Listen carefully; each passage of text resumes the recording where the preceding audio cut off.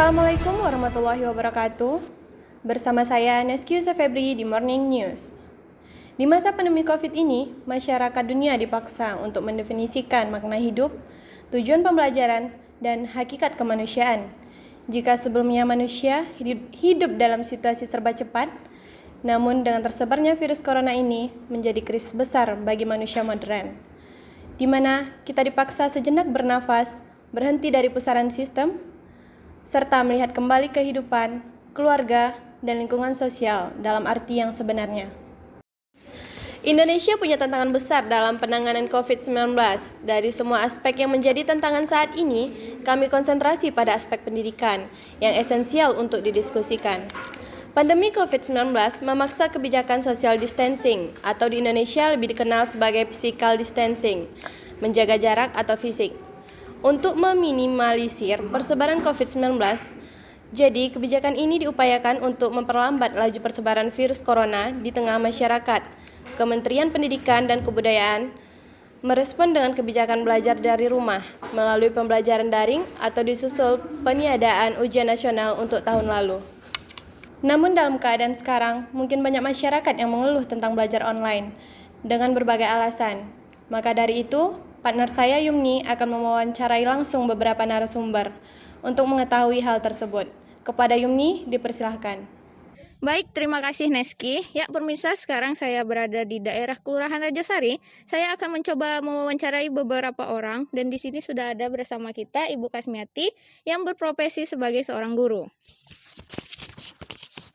Baik Bu, saya ingin bertanya, apakah menurut Ibu pembelajaran daring ini efektif dilaksanakan? Sepertinya kurang efektif. Kenapa? Karena anak-anak itu pertama tidak semangat, yang kedua pada umumnya tidak mau mengerjakan tugas, otomatis orang tuanya yang mengerjakan, lengkaplah dengan marah-marah, tanduk dan segala macam. Maklumlah ya, dia tidak semua orang mempunyai jiwa seorang guru. Oke. Lalu bagaimana kebijakan dari pihak sekolah Ibu perihal belajar online ini Bu? Apakah dengan memberikan tugas melalui aplikasi atau bagaimana Bu? Selama ini karena dari pihak manapun baik dinas ataupun pemerintah tidak membolehkan untuk tatap muka, memang itulah satu-satunya cara untuk jalan menuju supaya anak itu tidak tidak main-main di rumah atau ada kegiatannya untuk pembelajarannya. Oke, apakah Ibu sering mendapat keluhan dari orang tua murid yang misalnya mengeluh karena kesulitan mengajari anaknya di rumah? Itu pasti, karena kalau transfer ilmu itu mudah, tapi ilmu keguruan itu yang sulit, yang khusus hanya dipunyai oleh seorang guru. Oke, baik Bu, terima kasih atas waktunya. Terima kasih juga udah menjawab pertanyaan saya. Baiklah, sekian wawancara dengan Ibu Kasmiati. Kita lanjut ke narasumber selanjutnya. Terima kasih. Bagaimana rasanya belajar online seperti sekarang? Tidak enak Kak rasanya, karena kan Ala baru kelas 1 SMK dan jurusan Ala pun banyak praktek. Sedangkan karena ada COVID-19 ini, sekolah jadi di-online kan. Nah, Alda yang sebagai siswa baru belum tahu apa-apa, jadi susah mengerti tentang pelajarannya. Oh begitu ya. Lalu apa yang Alda lakukan untuk menghilangkan stres tersebut? Biasanya Alda setelah mengerjakan tugas dari guru atau habis masuk kelas, Alda biasanya langsung tidur karena lelah menatap HP. Oke, apakah menurut Alda belajar online ini lebih menguntungkan?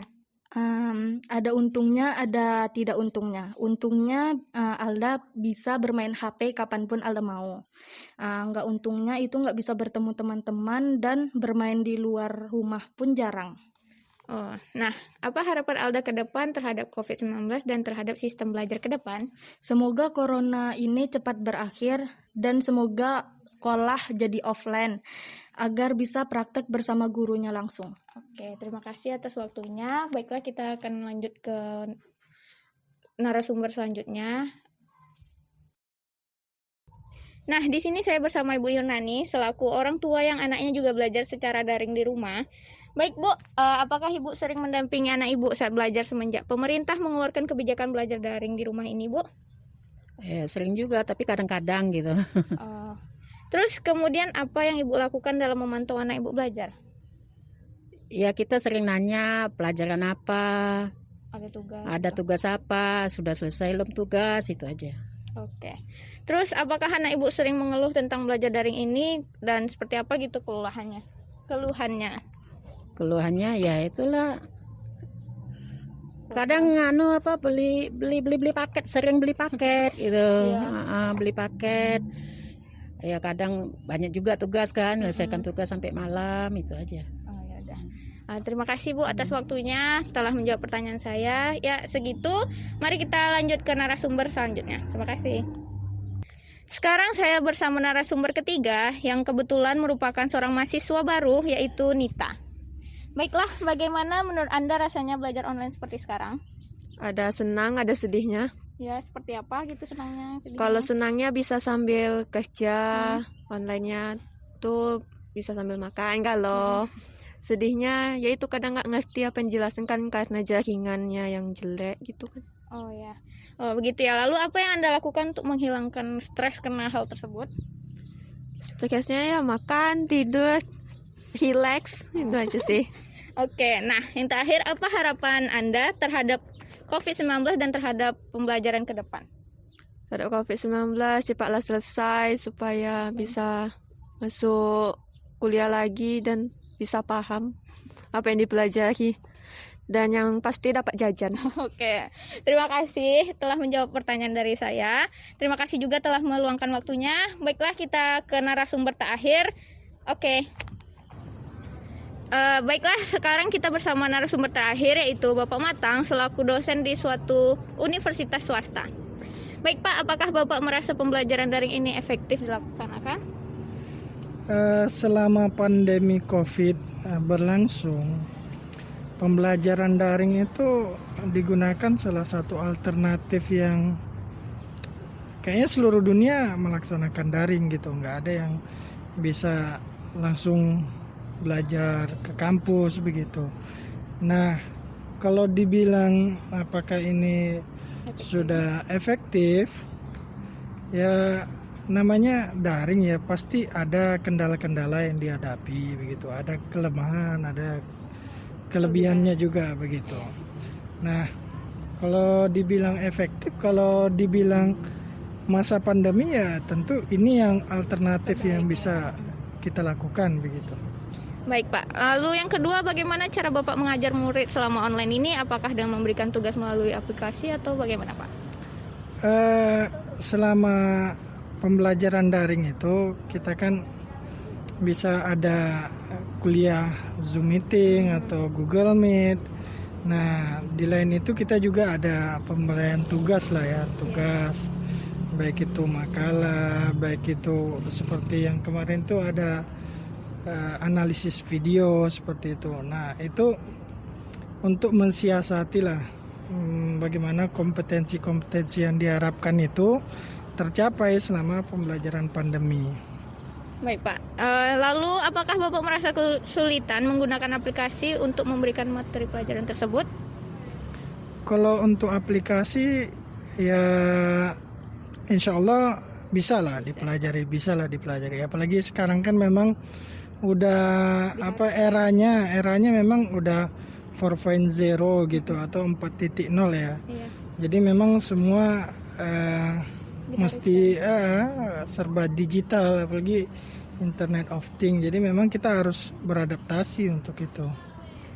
Baik Pak, pertanyaan terakhir dari saya, menurut Bapak apa hal baik yang Bapak rasakan selama belajar daring seperti ini Pak? Hal baiknya kalau selama pandemi ini ya setidaknya yang jauh dari orang tua bisa lebih dekat dengan orang tua begitu. Yang biasanya waktunya lebih banyak di kampus atau di luar ya sekarang lebih dekat dengan keluarga. Ya setidaknya hal positif yang dialami seperti itu. Cuma kalau untuk dari segi pembelajaran begitu, sebenarnya mahasiswa itu bisa lebih menguasai materi bahan ketika pembelajaran daring berlangsung. Maksudnya itu secara tugas-tugas mandiri ataupun pembelajarannya dia bisa lebih banyak waktu untuk membaca. Jadi kan kayak waktu untuk pergi ke kampus berapa menit yang dihabiskan begitu, tapi dengan cukup di rumah begitu, internet, jadi ya belajarnya dari rumah begitu. Oke. Baik Pak, terima kasih telah meluangkan waktu untuk menjawab wawancara saya. Terima kasih banyak Pak. Dan sekian hasil wawancara dari saya. Saya kembalikan kepada Neski. Terima kasih. Sekian liputan dari kami. Saya Neski Febri, pamit undur diri. Assalamualaikum warahmatullahi wabarakatuh.